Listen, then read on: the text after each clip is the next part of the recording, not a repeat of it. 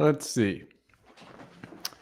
It looks like maybe we're live. We'll see. I need to sort of figure this out, but if anyone wants to say hello in the chat and let me know that I am indeed live, that would be great.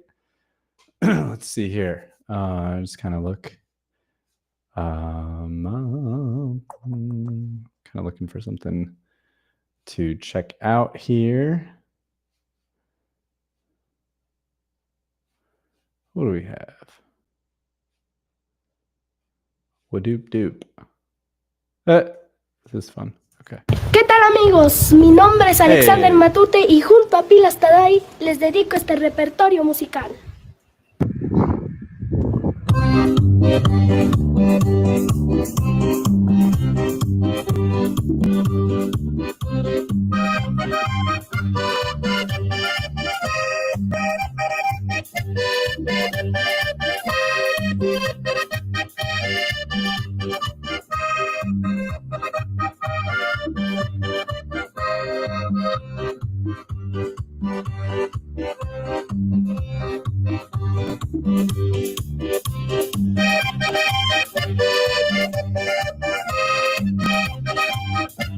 Camera work is maybe an enthusiastic parent or a sibling.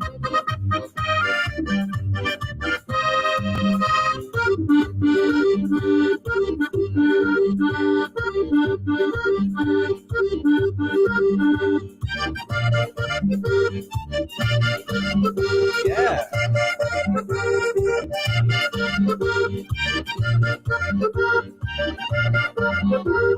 We don't get a name of this performer, but that's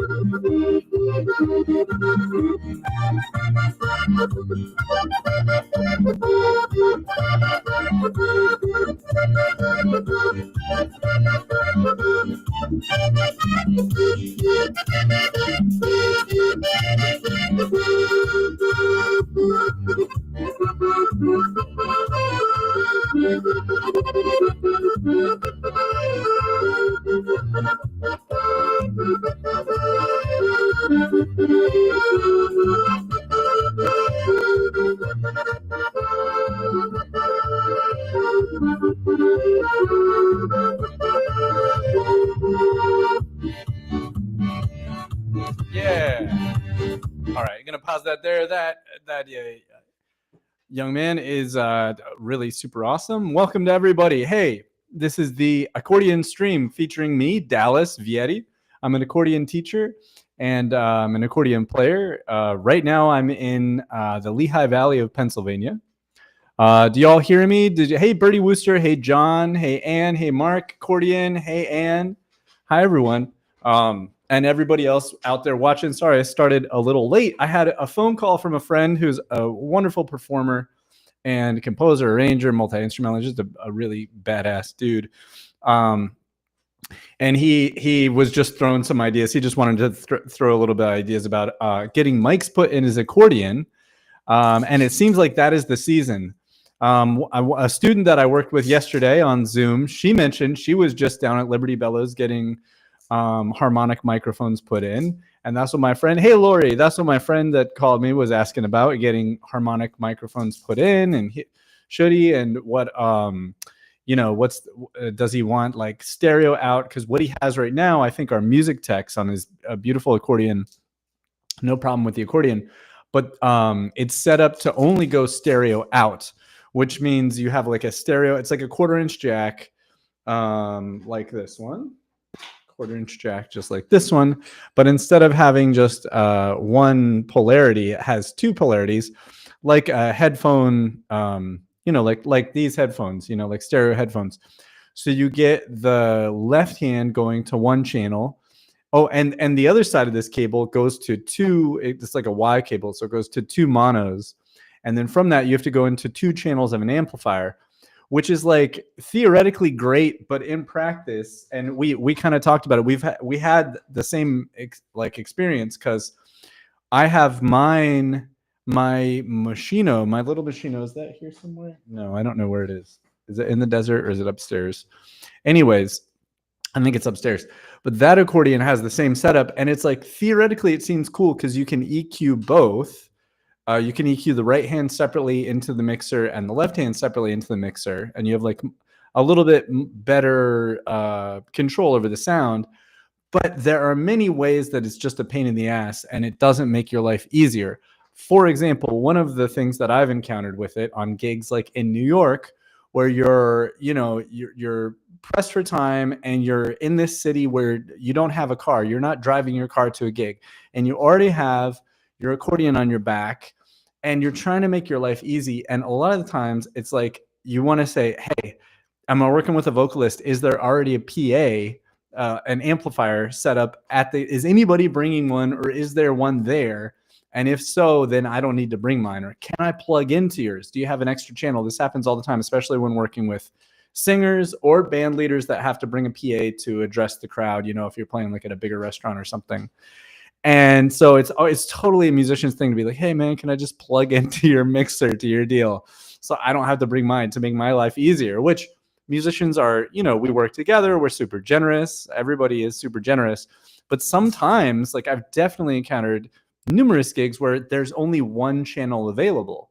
So it's like, dang it, like, because my accordion, I want to play both hands, and I want them both to be amplified. So it's like, okay, well, now I have to bring my whole amp, with me, or a mixer, and just all this extra stuff. So there are many, and in reality, this is what I shared with my friend who I talked about.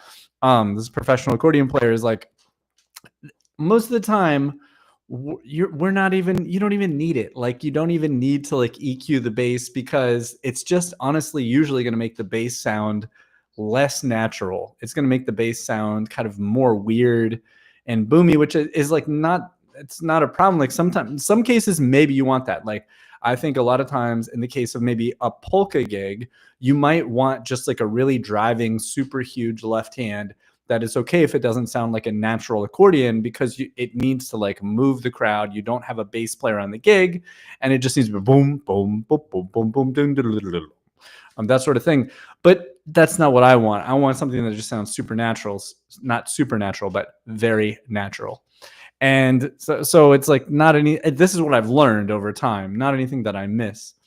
And so talk about like, changing a jack out. So because you could change just where the 1/4-inch plug goes into. Usually it can be resoldered from the circuit board to be just a mono out again, which is where both the right hand and left hand microphones go into one channel only. And you can use like a standard 1/4-inch cable, instrument cable.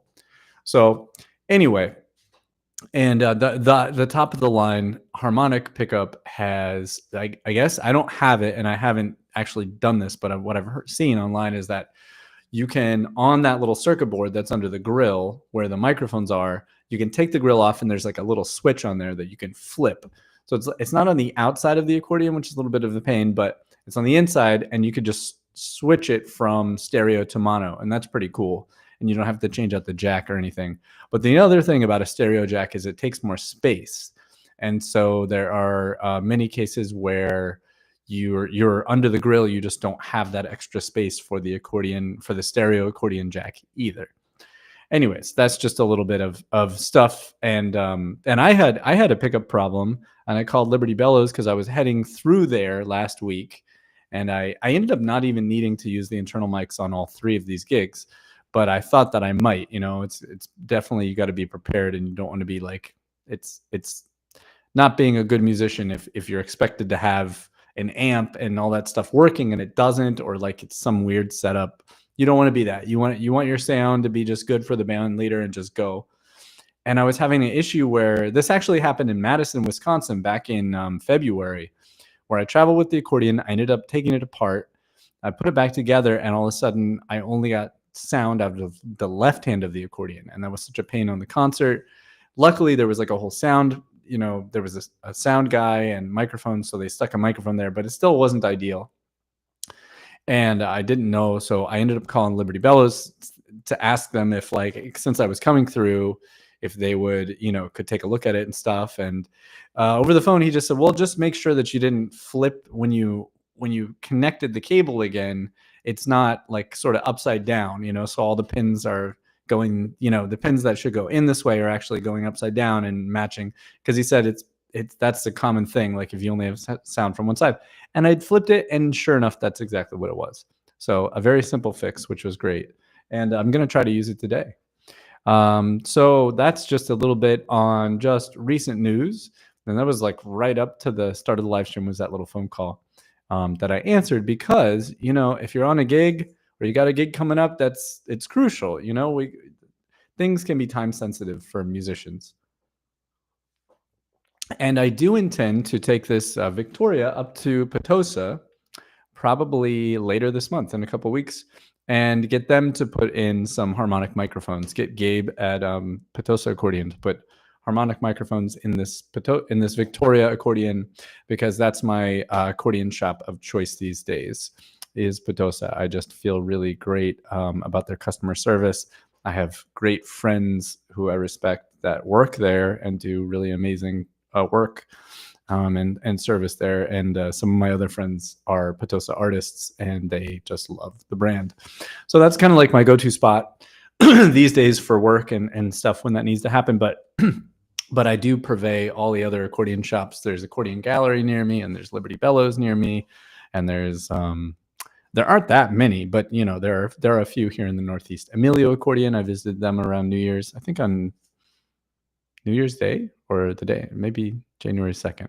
Anyways, I visited Emilio, saw what he had. He did a really good quick repair for a friend of mine. Anyways, okay, on today's stream, first of all, I want to show you guys, let's see, rising read. Actually, here, I'm going to have to log out. So give me one moment here. I think, all right, let me just log in real quick here. Oh, okay. So I just want to show everybody something new on the website in case you're a user of the website. So it still says under construction. We're getting closer, but I got the course library going, and I had to hire this developer to do this for me, but it looks pretty great. It works, the best on desktop, but it also works really well on the smartphone and the tablet. And it has some of the courses that I've imported and put up there, and it's gonna, over time, it's gonna have like all of the content. And you can go into here, and you could, if you have access to it. So there are things that are marked free, and those you can sign up for if you're not, those don't cost anything. And the other ones are part of the subscription, but the courses are here now, and you can get to any of that stuff. And they have, like here, voila, they've got the sound slice exercises and the lecture videos and all that kind of stuff. And you can also, especially as I get more and more stuff, I've got categories, so you could like search, okay, I just want to see like all the courses, so you'd hit courses and apply the filter. Now it's just showing you only the courses as far as content. Or, I just want to see what all the free content is, or, the premium or whatever. And then the categories, which are going to be, that's hard to do. So I'm going to do my best to make them cogent and understandable. But so you'd be like, oh, okay, what does he have up there for waltz or embellishment or whatever that is? So you could select that. And again, I've got tons of content. It just takes time to migrate it over. So that's pretty cool. And that's now up in the menu before. So this should help you navigate the site and see what I have going on there.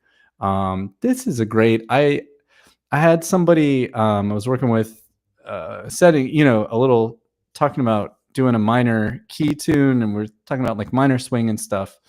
And I just want to show something that I made back in 2022 that turned out really well. This is really fun.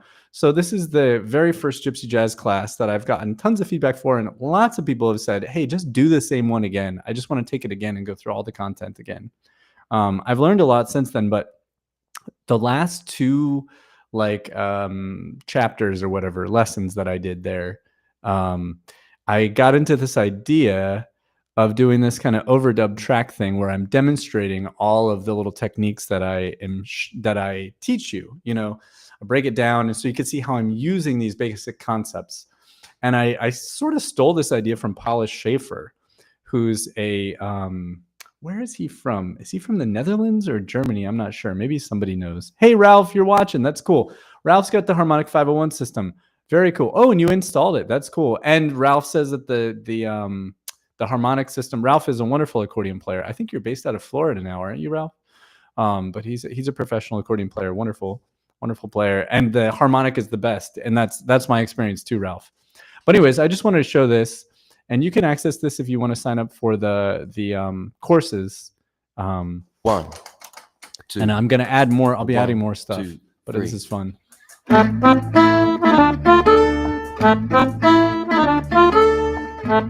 still in Philly. Okay, cool, Ralph.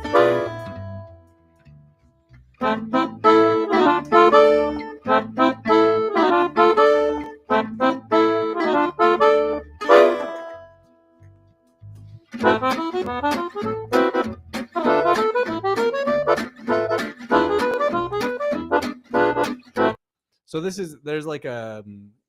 a unit, you know, this is applying a lot of the stuff that we talked about. So in this case, I have it labeled here. So the solo is based on these licks, and it's specific licks that I show you that I have materials for, and it's all documented in little learning videos also in this chapter. And if you watch the guy with the sunglasses, the Dallas with the sunglasses, what I'm using is going to change. So you'll see.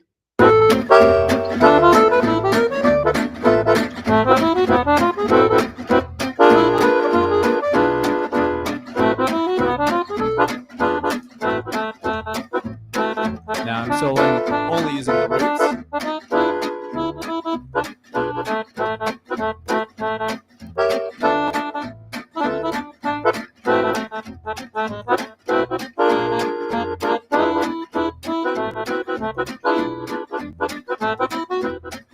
Now arpeggios.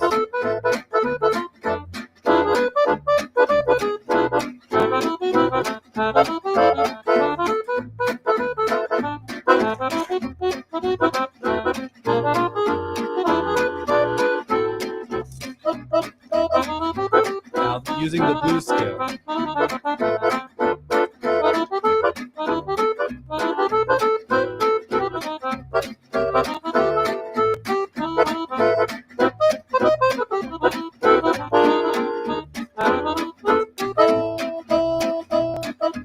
And now the melody out.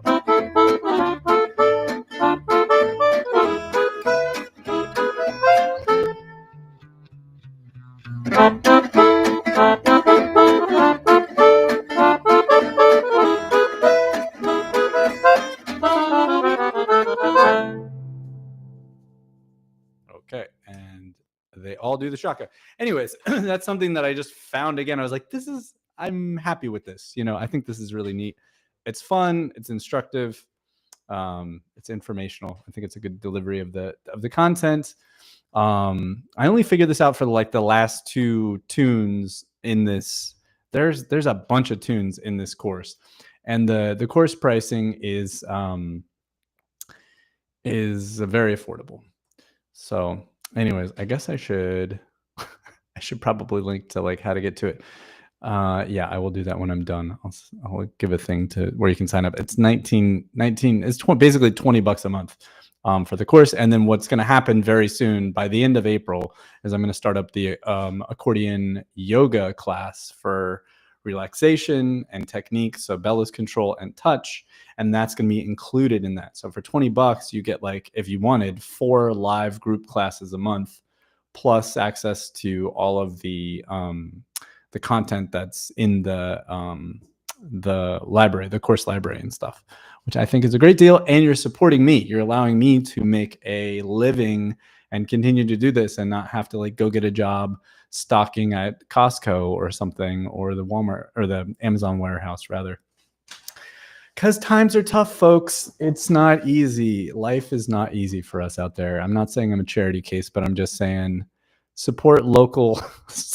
Buy local, support the arts. Anyways, But anyways, okay, on with the show. So let's see, what else did I want to do? So today we're going to talk about the tune What a Difference a Day Made. And in my mind, that song is called What a Difference a Day Makes. I don't know. That actually is in the lyrics on the second verse, or the B, like, because it's an A-B form. But I don't know why it's like so hard for me to be like, wait, the tune is called What a Difference a Day Made? Anyways. And this tune is a part of the series that I'm doing on getting ready for the Django and June camp, but it's really about, playing swing music on the accordion. And whether you want to come to the Django and June camp or not, and whether you want to play gypsy jazz or not, this material is in so many different swing genres. You could play this one at a jazz jam session. You could, play it on a straight ahead gig, and you could also play it with the Django band. Let me just go to the Django in June. And I want to show you also, I just checked and found out that they have updated now actually charts for the tier 2 stuff. So there already have been charts for the tier 1. And this just means like the tier 1 are the easier songs for people that are newer or, still learning and stuff. And the tier 2 are the more advanced tunes. And usually the tier 2 songs feature stuff for the big headlining artists that are there teaching. And one of those artists is Fappy Lafertin, who's a big deal. He's like a beloved, one of the favorites of pretty much every like guitarist in this genre that I know. They're all like, Fappy, he's one of the best. And he's coming, I believe, for the first time. Anyways, What a Difference a Day Made. Here's the version here. This is cool. Old VHS buzz. Look at that crazy microphone. What is that?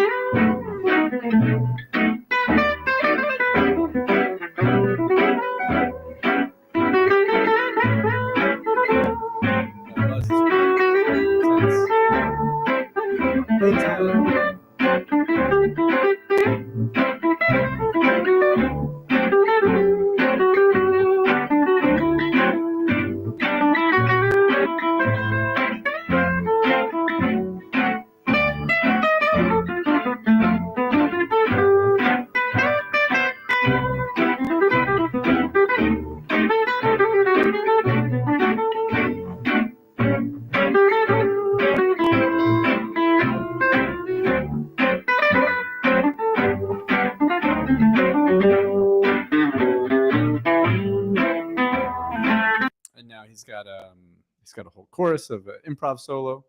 That buzz is intense, man.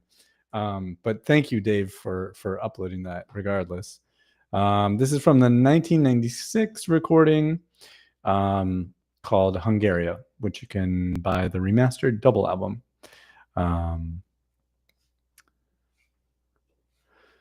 So today we're going to talk about this, and there are so many cool Django guitar things that are going on, the gypsy jazz style in this performance. There's such clarity and such expression on the notes that are added that I think is like super, a very accordion, or pardon me, a very guitar centric thing, that we can't do exactly the same. Even you could do it a lot better on a violin or a horn that is attached to your mouth. Accordion, we can do some of it, but not quite so much. But just other things that like kind of stick out to me as far as doing this tune, or at least kind of taking in some of the information of this tune, because I'm not going to do a transcription. I'm not going to show a transcription of what Fappy is playing here, the guitarist, but I want to at least like address like what we're hearing. So as far as like what makes his version, you've got the beautiful vibrato on a lot of those. You've got a sort of a unique phrasing of the melody, which is a little different. And then sort of halfway through, we start to get these extensions, these lines that are coming off that are sort of filling in the spaces of the melody. So he starts ornamenting the melody, but adding these beautiful, a lot of descending lines that I just want to sort of point out to us.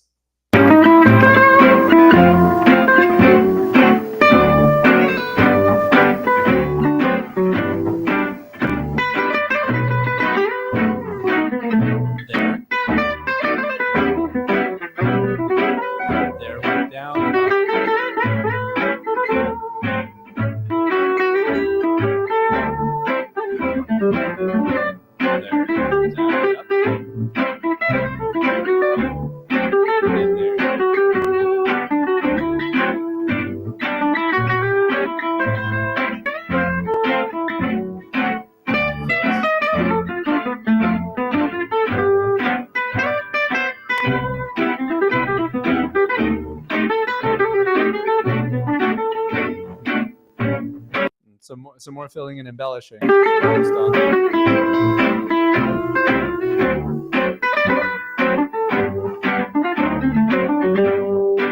So you have these not extravagant, but beautiful little lines, arpeggios, and other lines in between. Sometimes really involving the melody, but a lot of times just after the melody or in between the phrases of the melody, which is very cool. And we're going to do something a little bit different on the accordion. Today, I wanted to just share about mostly with an emphasis of playing chords. So there are a couple things that are sort of native and natural to me, but might not be to you. And I want to talk about those first. Let's see. I have the iPad pulled up here. That will be better because then I can mark it up.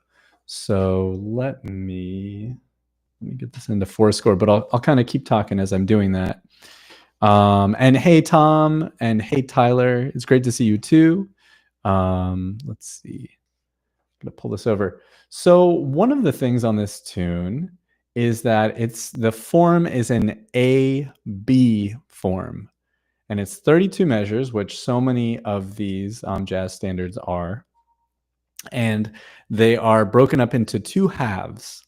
And there are two, the most common format or forms for the Great American Songbook, which is a canon of commonly played songs from the 30s, 40s, 50s, even 20s, which is really a lot of Broadway music and other popular songs from that period that jazz musicians and swing musicians performed. So even though maybe it was originally a Broadway tune, and probably that Broadway tune had a lot of jazz and swing in it because that was just popular in those days, then it became performed a bunch when jazz was super popular in the 30s and 40s and 50s.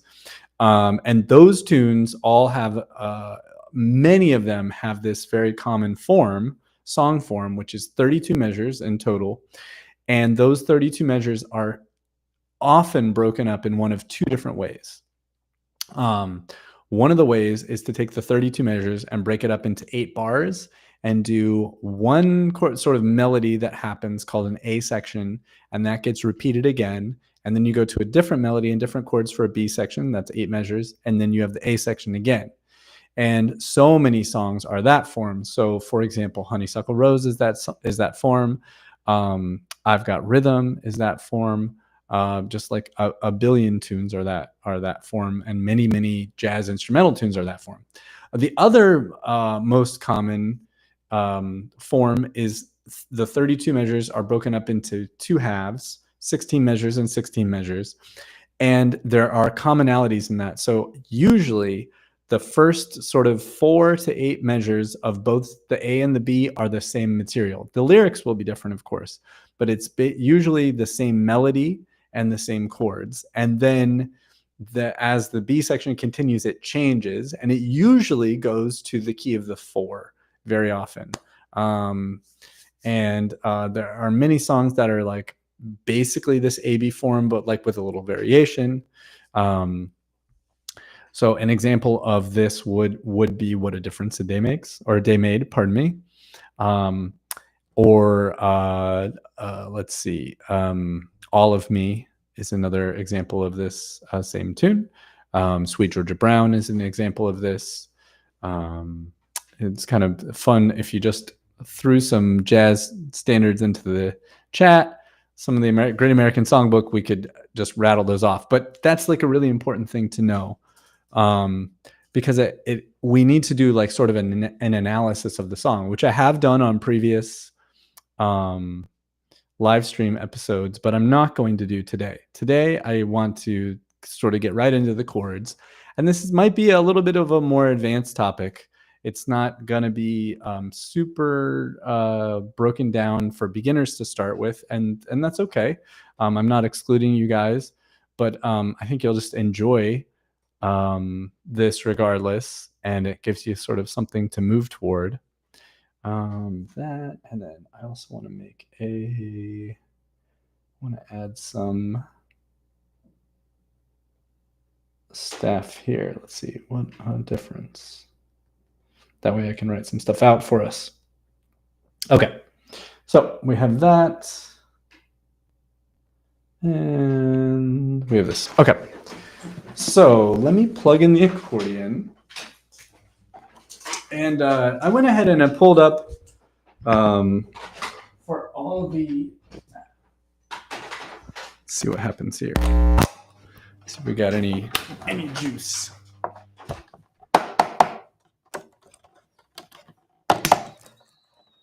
That's the left hand, that's the right hand. Let's see if we hear this.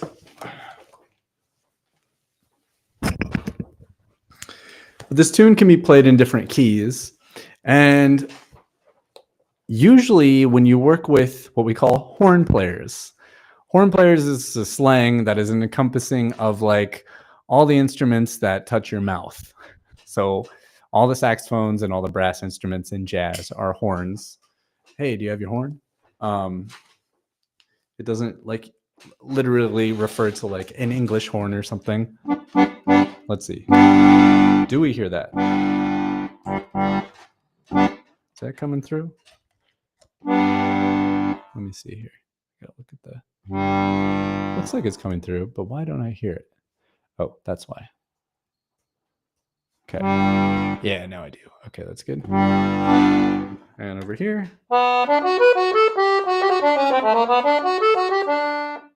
That's down here.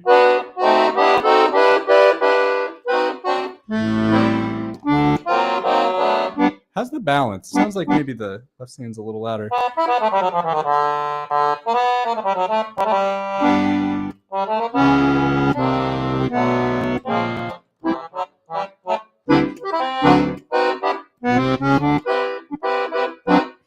Okay. You guys are going to let me know if this is horrific in terms of the audio, and I'll fix it. Let's go to the one in the key of G. I'm not going to play this exactly like it's written in terms of the phrasing, because I haven't learned Fappy's phrasing and I don't really want to read it because I know the tune now. I worked on it yesterday and the day before. Yesterday is Monday. I think just then. Okay. Left hand is louder. Okay.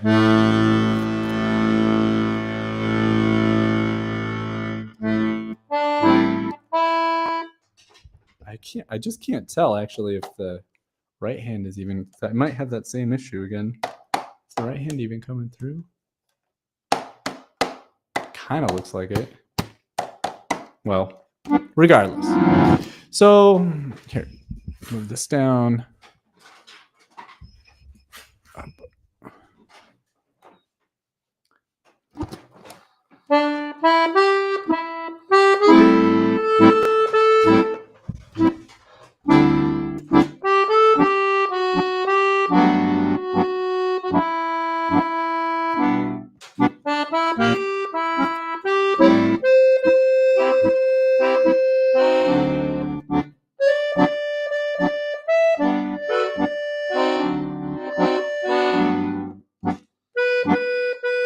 Now, it's interesting. Fappy here plays a B7. A lot of times this is like a 2 before that, so F sharp minor 7 to B7, but we'll do Fappy's version.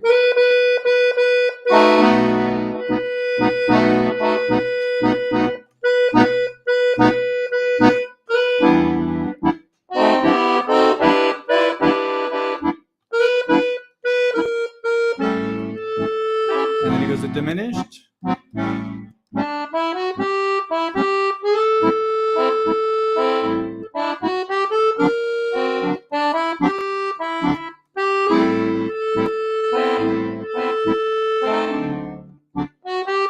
Sorry.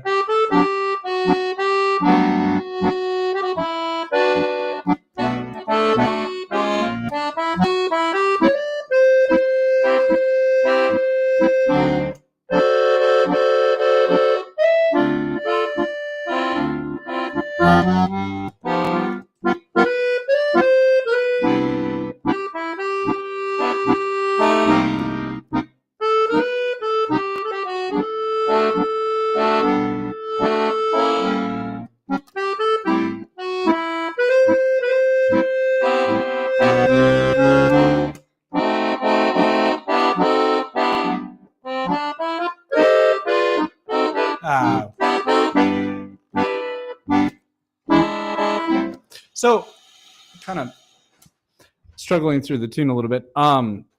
What I wanted to do is talk about first of all the kind of our basic stylistic what do you call it, thesis or whatever, which is that we want to play Frank Morocco style and super light. So we're going to have a lot of compression here. We're going to try to keep our left arm with a lot of compression, and then we're just going to tap those basses.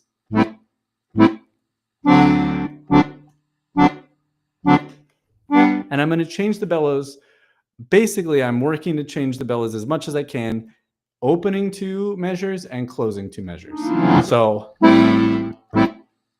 that's the A minor 7. It just says A minor, but we're going to play A minor 7, D7, and then G major, and G over B, and G, B flat diminished, and then back to A minor. I don't know what's up with that F major, so I'm not going to play it, and D7, and G. You get the idea. Okay. So that's for the left hand, and that's our bellows that we're going to do for the whole thing. And then the right hand, also we have this great compression, and we're going to try to play a lot of the time on the surface, so superficial. So here, I'm relaxing my hand as my cycle of practice that I've talked about in a bunch of the previous episodes of the live stream.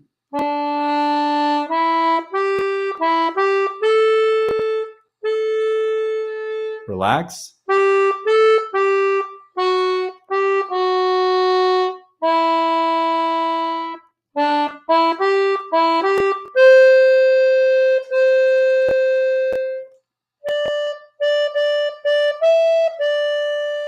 There's a sweetness and a gentleness to that. I could do more with the volume in the air, but right now I'm just practicing. I'm not practicing for trying to make shapes like we've talked about in years past. I'm trying just to work on that constant compression because that's the basic technique that I want to work on. But still, that way of playing on the surface, so superficial, and trying to get a nice release of the notes.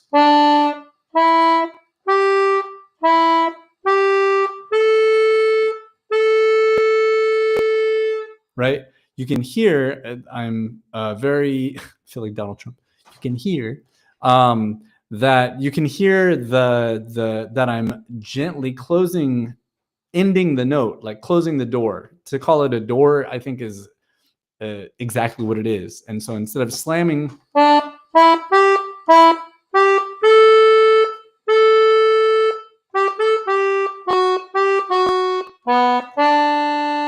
right?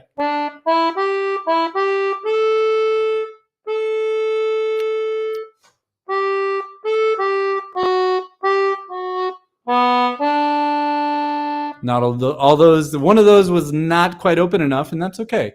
I'm working on that technique. It's getting better and better.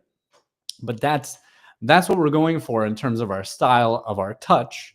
And when I work on improvisation and I do my roots practice, like I've showed, I'm working on that touch, but making it to sound good and clear and strong and swing.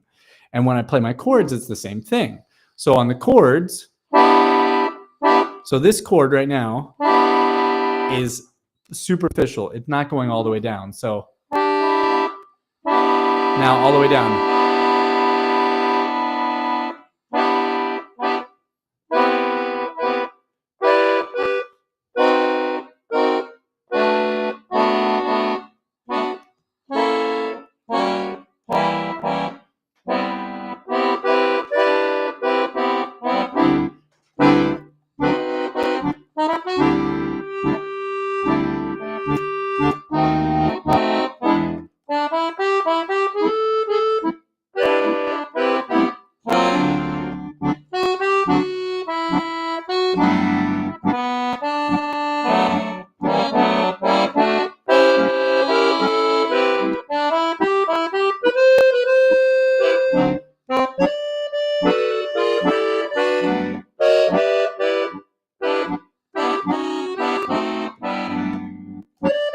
Let's see. We got to go to is it on the third?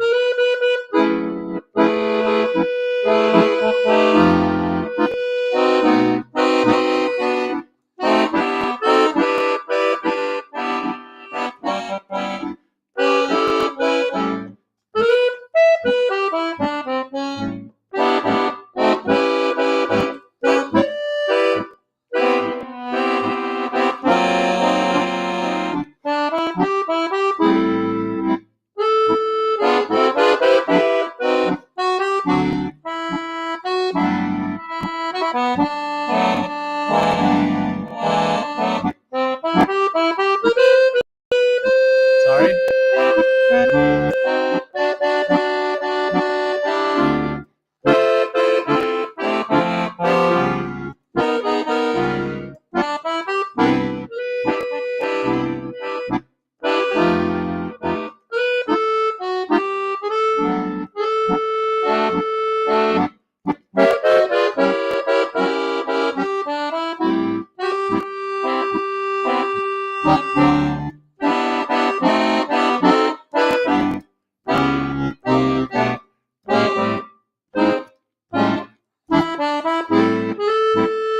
So what I'm trying to do is get a lot of these block chords in here, which is like the thesis also of this.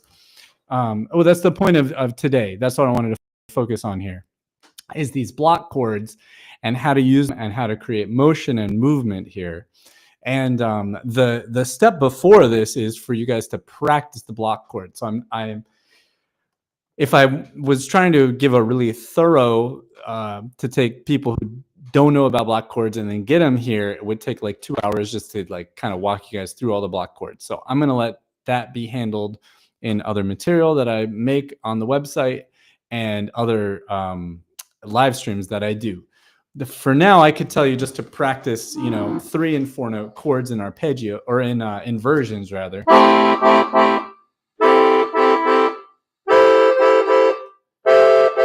So that's the A minor chord in the definite inversions. And if you do it with the touch, if you do it as I've shown on, I think last week and the week before that, that you make the compression and you try to relax your hand and then play on that cushion of air. So I'm not playing. That's me really opening all those doors, pressing all the way to the bottom of the keys. And I don't think it's not the sound that I like. It doesn't allow me to do my thing. This is not the technique. So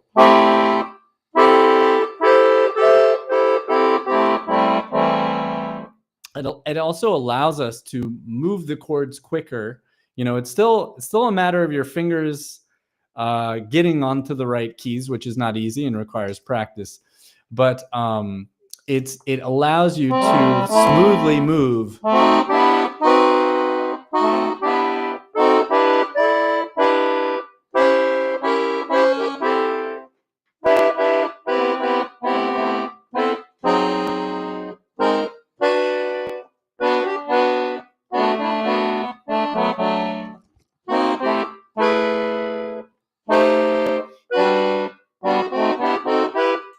Now, not all of those are on the surface, but many of them are, and that's what I'm going for. So staying only partially pressed down and then letting the air pull my hand off rather than just ripping it off. So rather than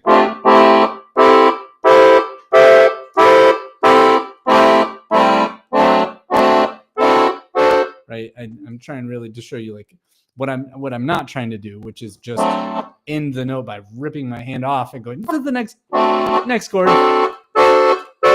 That's a sound that is not the gentle romantic sound that I want from these chords. So you can practice your 4-note chords. First of all, get just one shape for every single, like all the A minor 7s in this song, just be able to hit one shape and work on the rhythm and work on the touch. And then once that's feeling good, then start working on the inversions and stuff in other shapes. Go slowly and methodically to build your vocabulary. But what I want to talk about is the more advanced shapes that I'm using, which I think are really wonderful and involving like chord substitutions and other sort of things. So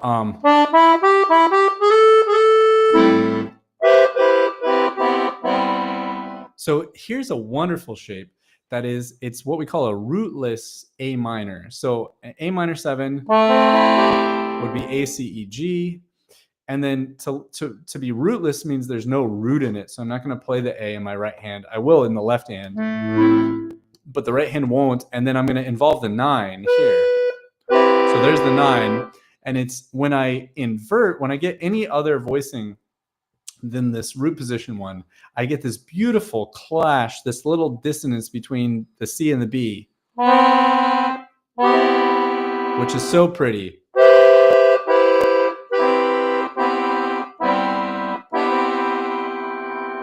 So, what a difference a day makes. 24 hours to 24 little hours.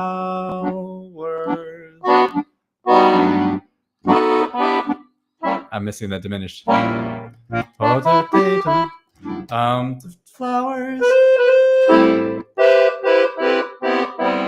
So just stuff like that, and it's about, I mean, the beauty is like knowing the right notes, but it's also how I'm playing it, and which is again that touch. Now, wherever I am, we have a 2-5 here. So this chord shape, the most important thing is that the G is going to go to the F sharp for the D7. But what I want to do is I want to add some of these alterations, especially when I'm using this as a fill. What a difference a day makes. 24 little hours. The sun and the flowers.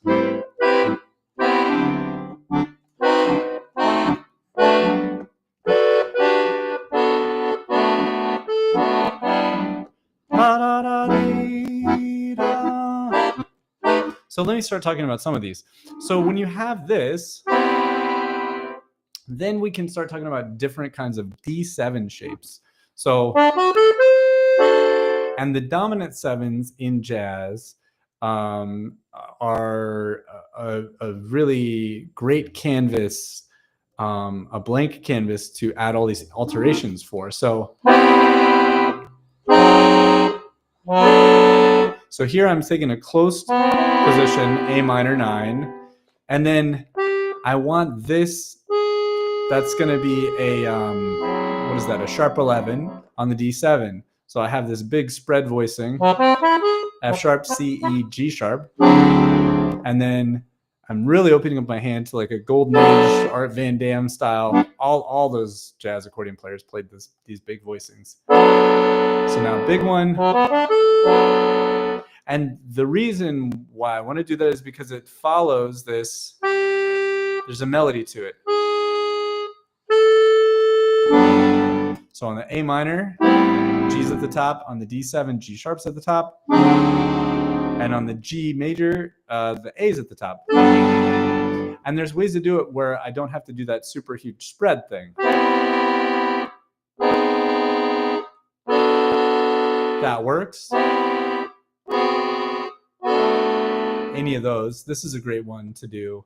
To use your thumb to play two white notes that are right next to each other. So in this case, that G major chord, I'm making a G major 9, and I've got my thumb is doubling the A on the top and the bottom. And then a thing that I'll do is when we have like these sort of longer periods, like you have sort of essentially 4 beats of a G major.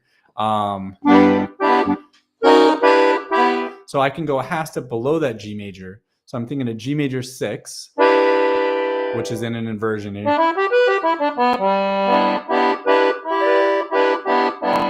Sounds great.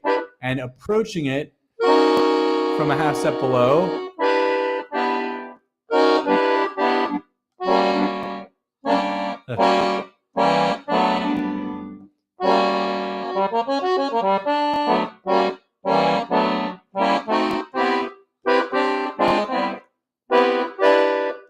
So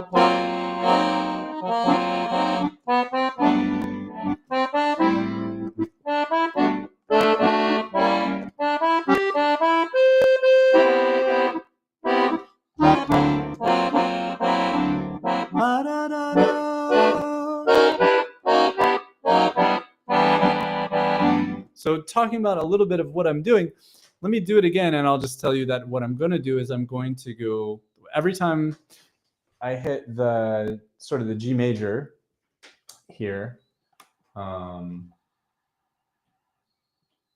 There, I can't do it here because we moved to a B flat diminished, but here and then here, what I'm going to do is I'm going to play inversions of that G major 6, and I'm going to add a half step below. So that's coming down, but with a G flat 6 coming up to G6, G flat 6 to G6, G flat 6 to G6, right? That's kind of the melody. Actually, here. But harmonized, right? I'll do something like that. Or I might go up. Oops, didn't mean to hit that.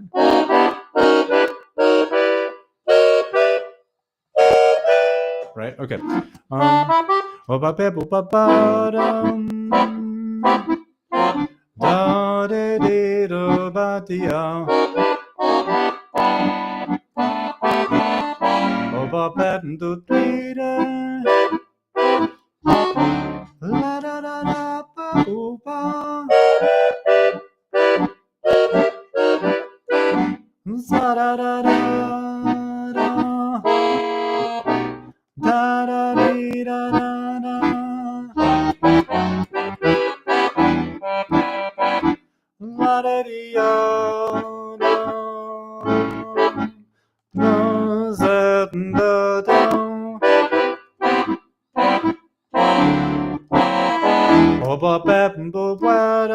Where's the 9? And then maybe here's the G flat to G.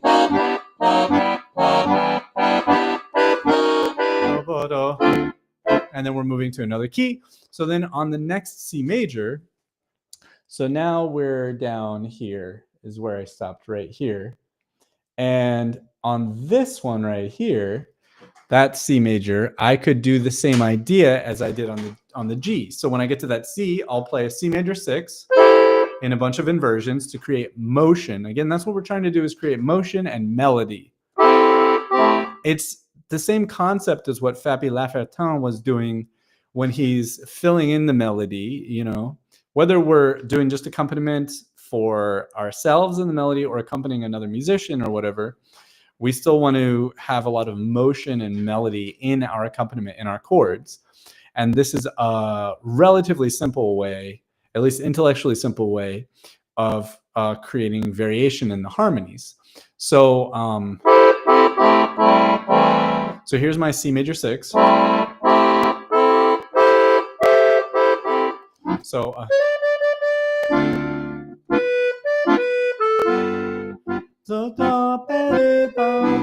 now I'm going to do a B major to a C minor. Now I'll do B diminished to C minor, which is the 6th diminished scale. I have a video on my YouTube channel about that, but I'll talk about it too in a second. Back to a G major, G diminished.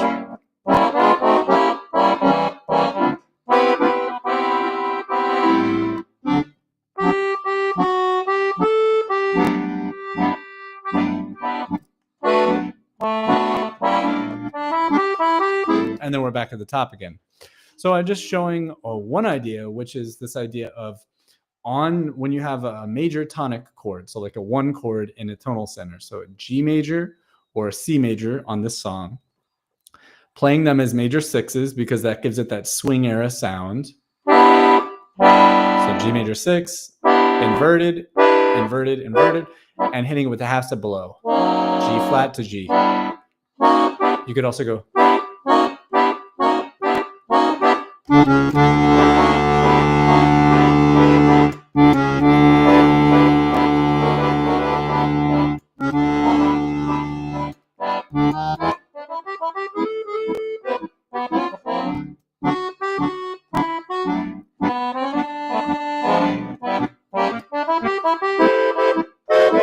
Okay, a little too fast. But there was like I just used a D pedal, and I made a little intro, a little chord intro thing.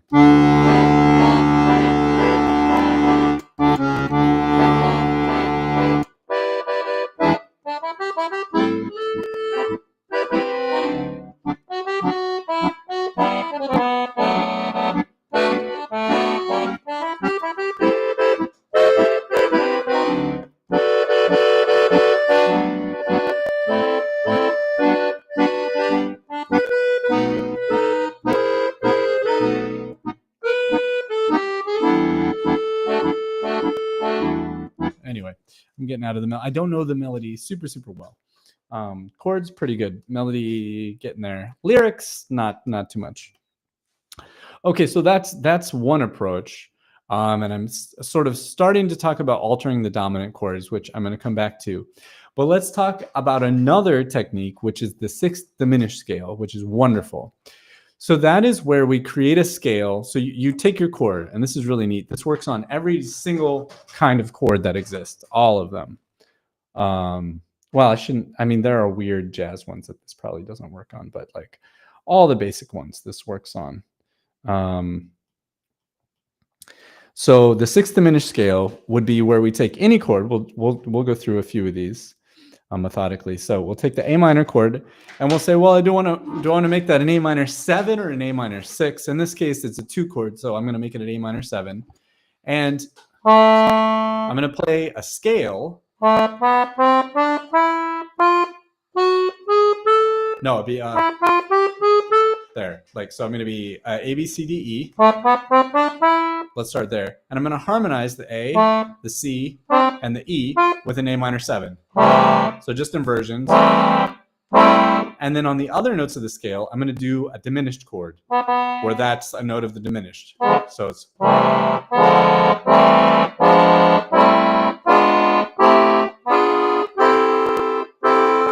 Let me go with the left hand.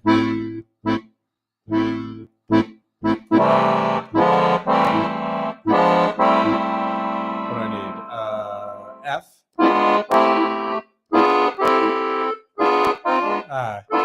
Sorry.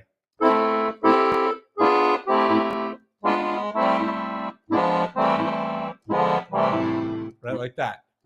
So that gives us all this motion. And then I'm going to do the same thing on the D7 chord here. So on this D7, I'm going to make a D7 scale.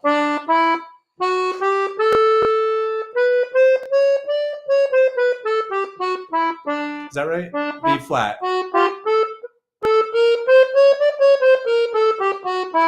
It's a little weird of a scale, but it works. So every note that's in the D7, so the D, the F sharp, the A, the C, and the D are going to be D7 chords. It's nothing fancy. It's a dominant 7 chord. You use it in polka and everything. And then every other note becomes diminished.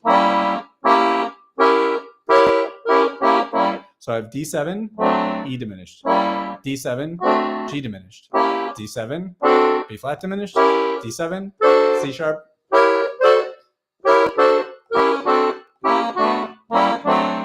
Right? And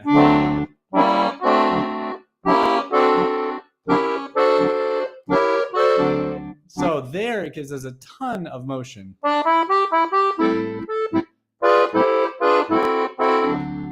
Do, de, de. Now that one, there's like two in the melody, there's too much movement in that D7 to really, the bar of D7 to find space. But if I wanted to harmonize it, that's a little weird. Actually, you can't even harmonize it on the melody because it's really more like a sus chord. But on a solo, if I wanted to do a solo, I could, start. So on the A minor.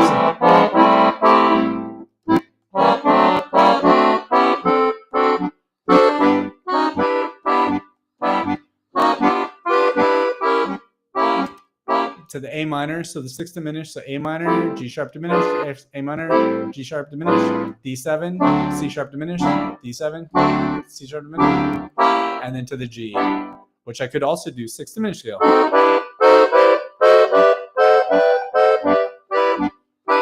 So this is one technique, one idea called the sixth diminished scale, Barry Harris.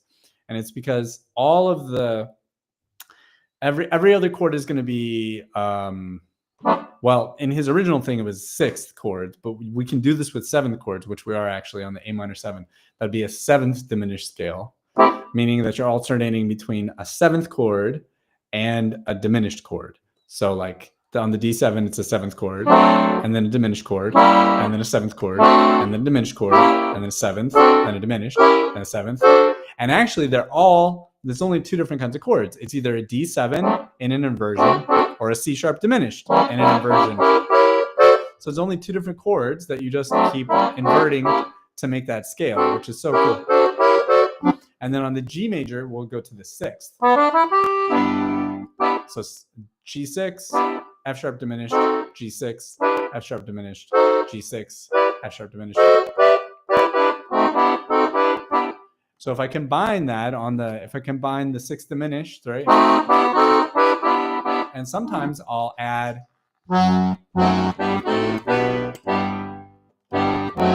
right? I'll get the melody that I'm playing. I'll go. Or so right? This song doesn't actually do that. It doesn't walk down to the E7 like that. It never goes from G major to E7. But regardless, and it's a thing that I like to do approaching a minor chord. So what a difference a day makes, 24 hours. So here on the E7.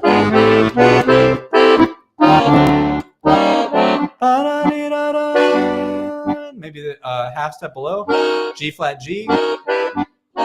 Or maybe 6th diminished. To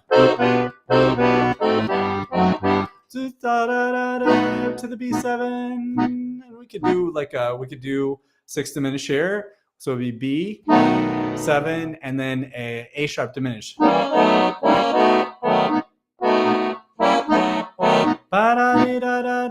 E minor.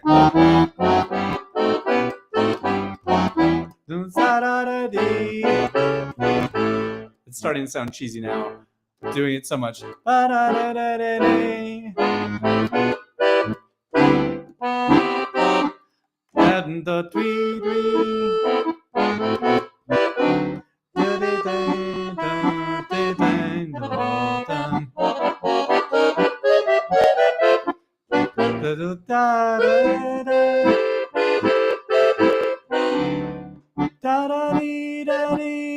To the D minor.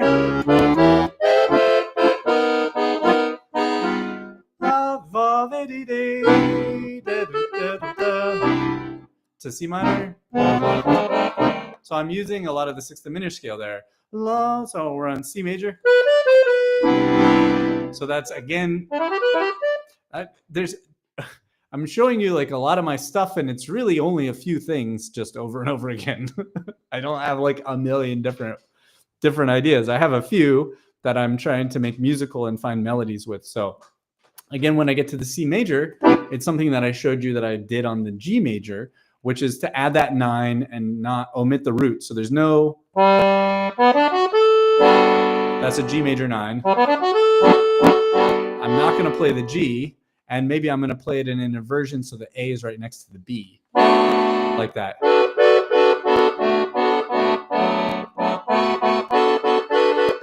And I can do the same thing on the C major. So now we're on the C major here in the tune. Right there. The C major to the C minor.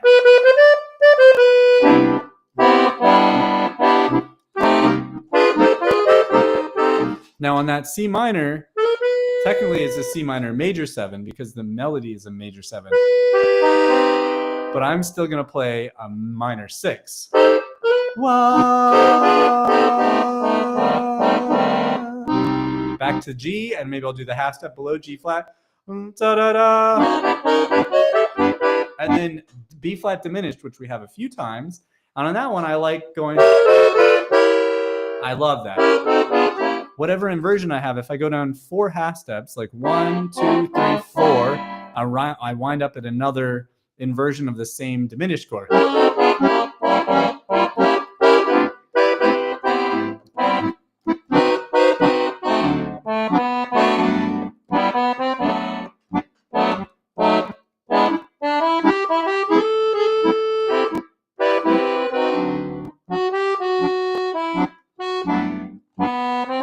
So we're going to get to a B flat right now, B flat diminished.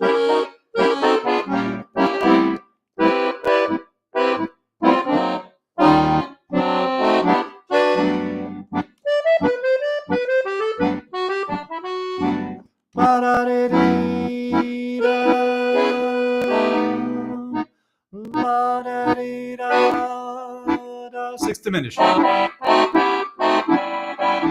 La da dee do, 2/5. Do do do ba you do. O do ba do do. Sixth diminished. Now I'm doing a 13, a D7 13. So I'm trying to walk. I'm thinking of the melodies, and I'm hearing the melodies always in all these connecting chords. Right? So A minor 6, G sharp diminished, A minor 6, G sharp diminished, and then a D9 with a 13 in there. And then I make it like an augmented.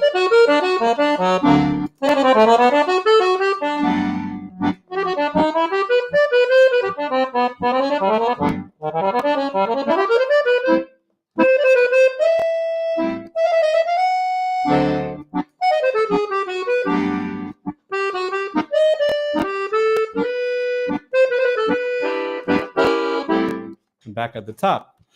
So the ideas for the block chords is so much about getting motion and movement. And I've talked about, let's see, there's one more idea that I want to tell you. Thanks, Birdie. Thanks for popping in the chat. Silence is sometimes I'm like, when I don't see anything in the chat, I'm like, oh God, I don't know if anybody's still watching. Or did did my upload stop? Anyways, so like to recap, and I'll go to I'll write these down on that piece of manuscript paper in a second. But we've got the half step below on the block chords, which especially works on the major chords. The minor chords and the dominant 7 chords, the half step below doesn't work as well, but on the major chords it definitely works. And then another idea for motion is doing the 6th diminished scale. So that's where you have basically your inversions of the chords. Whatever the chord is, you have your inversions that make up every other note of the scale. Like if it's A minor, that's the root of the scale, that's the 3rd of the scale, that's the 5th of the scale, that's the 7th of the scale, and then back to the root again. So, right, and then every other note in your scale is a diminished.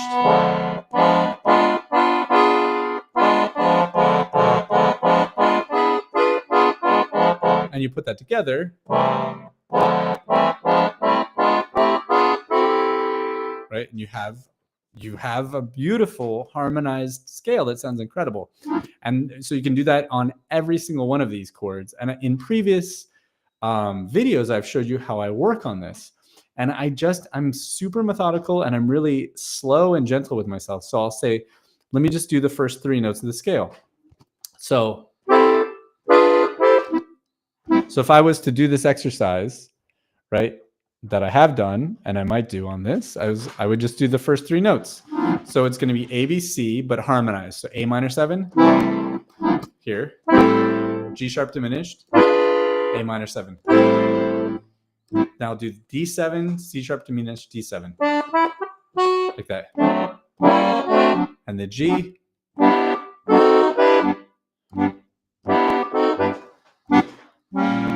I'll go through the whole thing. So this would be how I would start the exercise. Second line of the tune.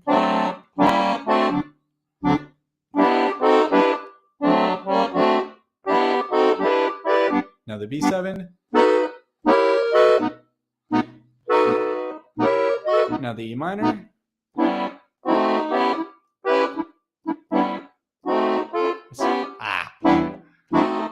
Now we're at the A7. The A diminished, which is fun. Back to the A7. Now the A minor and the D7.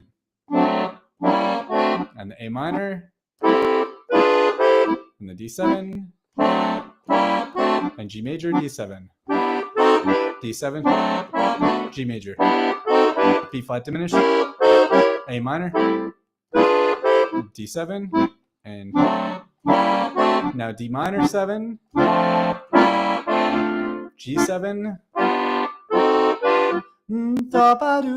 so you could do C major 6 or C major 7. That's C major 7, which that's one that I haven't played around with. Usually I just change a major 7 to a major 6. So C major 6 and C minor 6 and G major,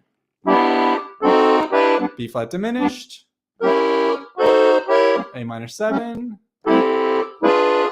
D7, G major, D7, G major, D7, G major. Right? And I would do that, for all the keys and stuff, and just a while, for a week or 2 weeks or 3 weeks or a month, because I'm going to take this through a bunch of different keys. So after I do the key of G, A flat, so a half step.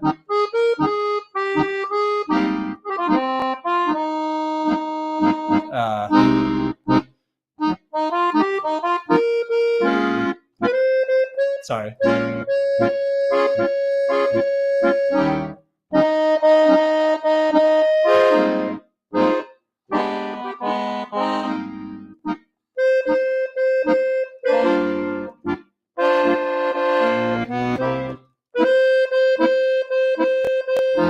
Minor.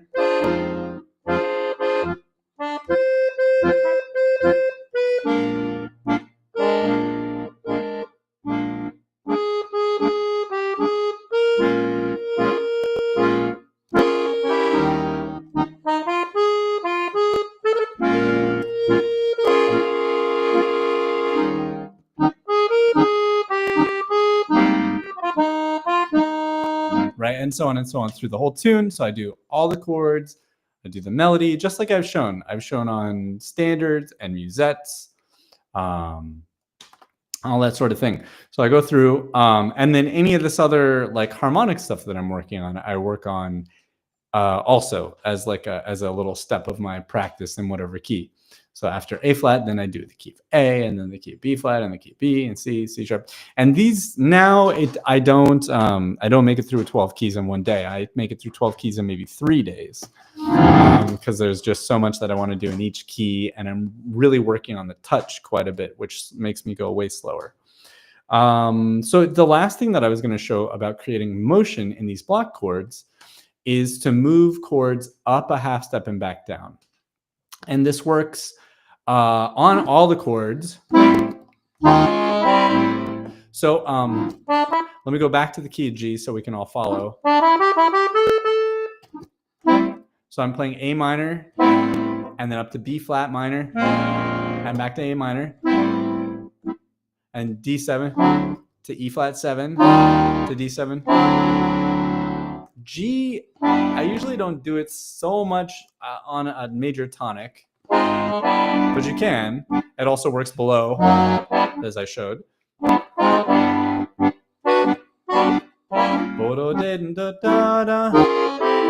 And a lot of times I'll approach a chord, especially a dominant chord, I'll start a half step above.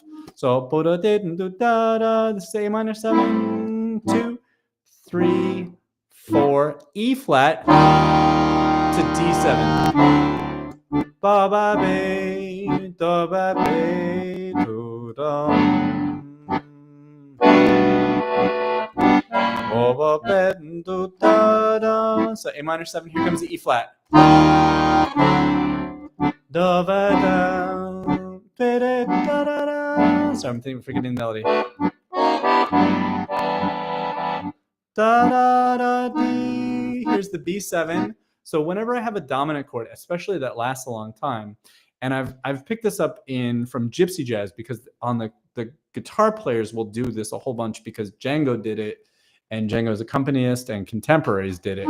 So so here's a B7, and go up a half step to C7, and then back down. And this happens on indifference, actually, the same chord, B7. So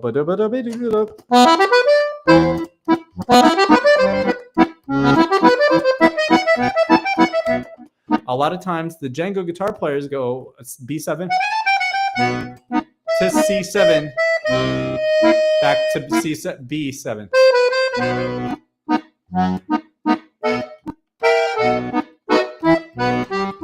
So if we go back to this, I'm on the third line on the B7.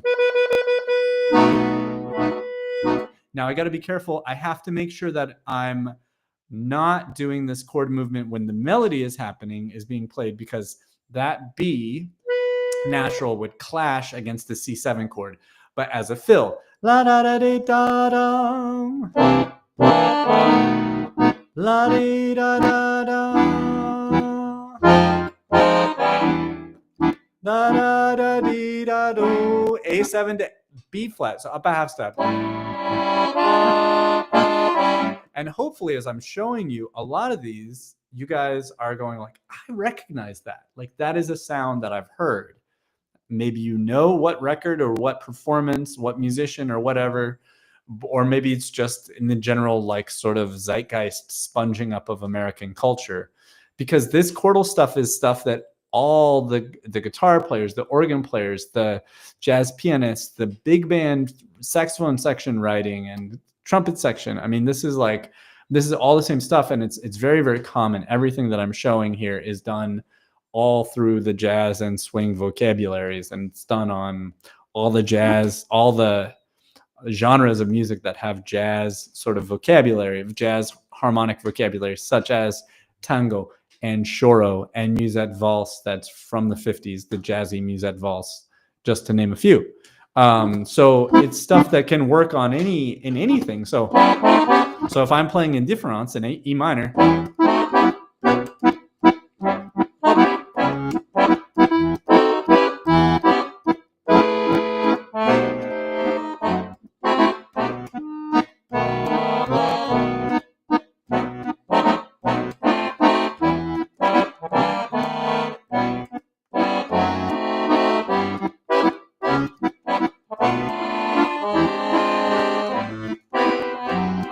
this is the same voicing I was showing for A minor, the 9, and then rootless 9 for E minor 2. Sounds killer. Maybe an extension or a natural or not. So now we have the melody. La di dum, which is wonderful.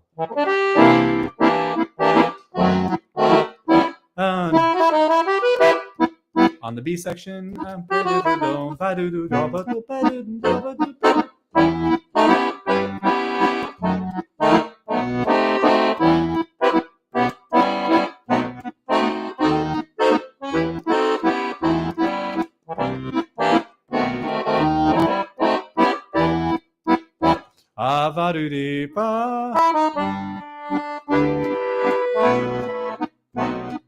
throw a bunch of 2/5s in there. Anyways, that's a whole other tune. But just to show you that all of these harmonic approaches work over any tune that has, functional harmony. Really, it does make it sound a lot jazzier. So that has to be something that you want. But it totally works. Okay, let's see. What else could I talk about? So, all right. So that's a bunch of chordal stuff.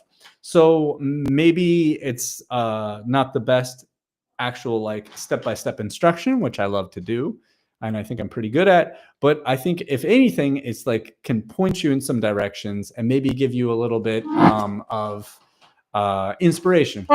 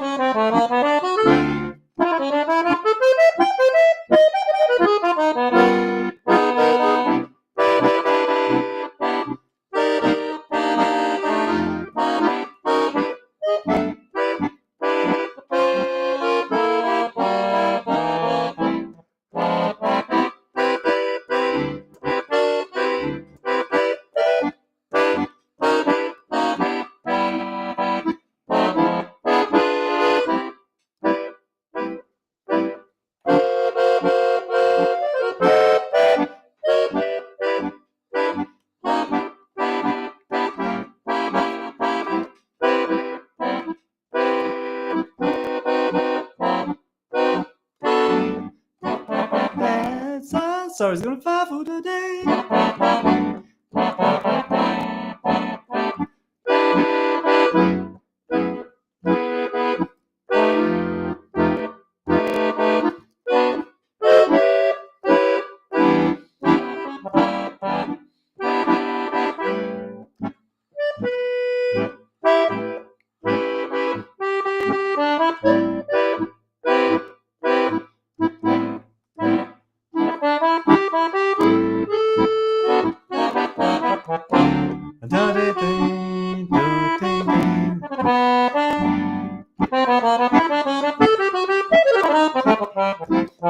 Sorry.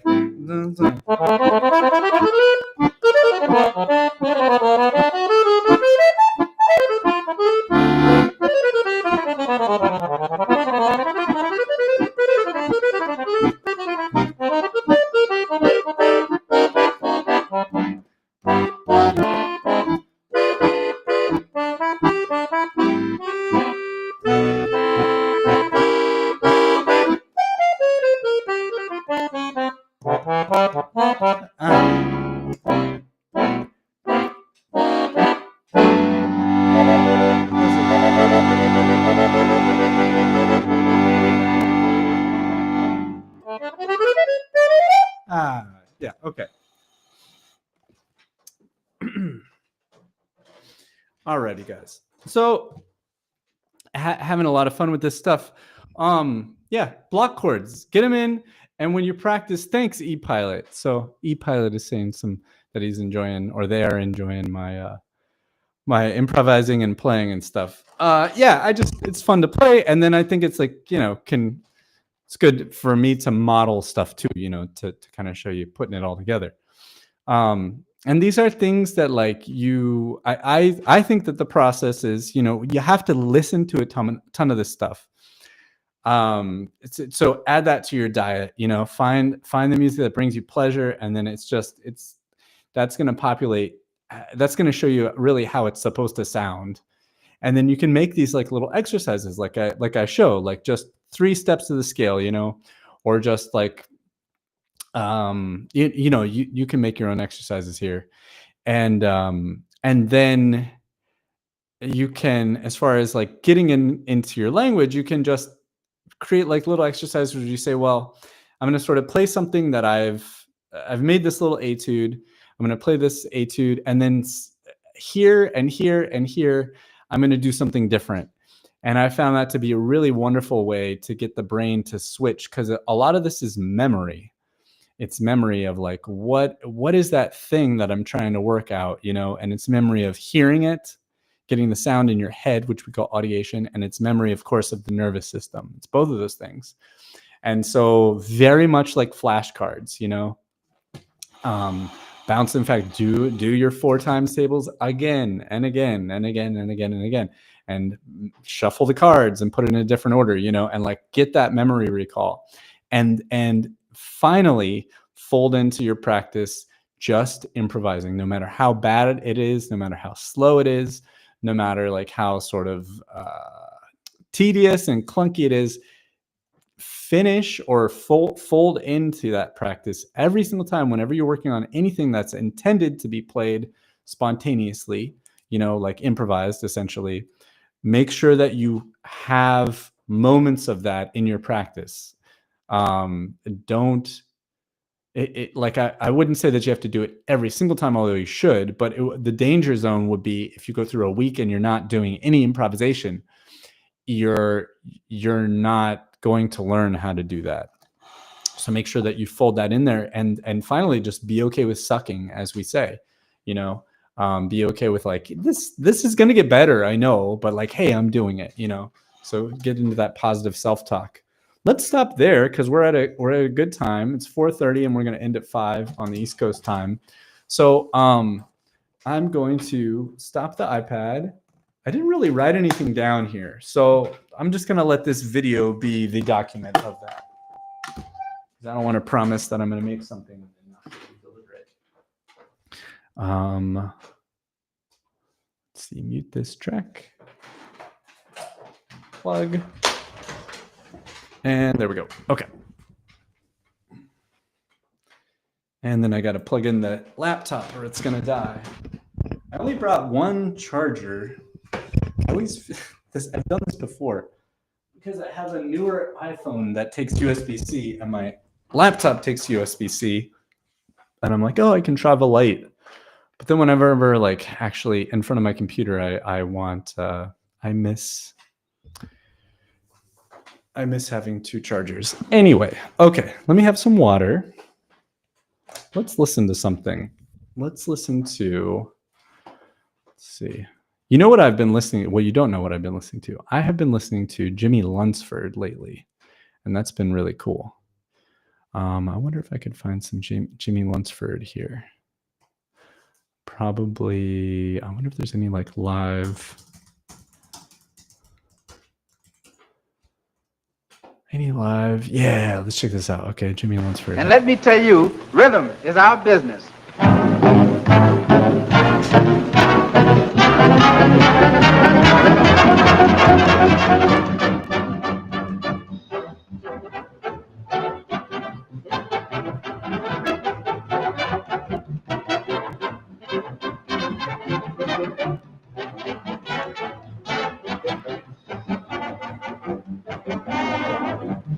Rhythm is our business, rhythm is what we sell.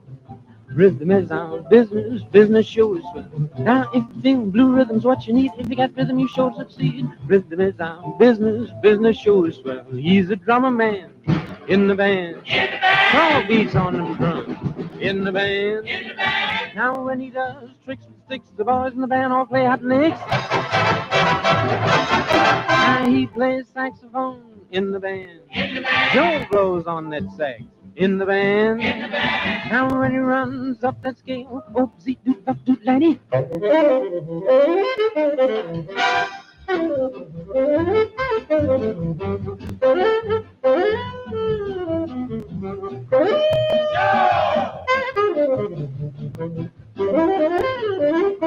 Now he picks on that bass in the band.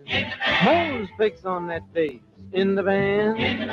Say when he picks all them strings, hap on his Huey rings. Pick it, boy. Now he blows on that trumpet in the band. Paul blows on that trumpet in the band.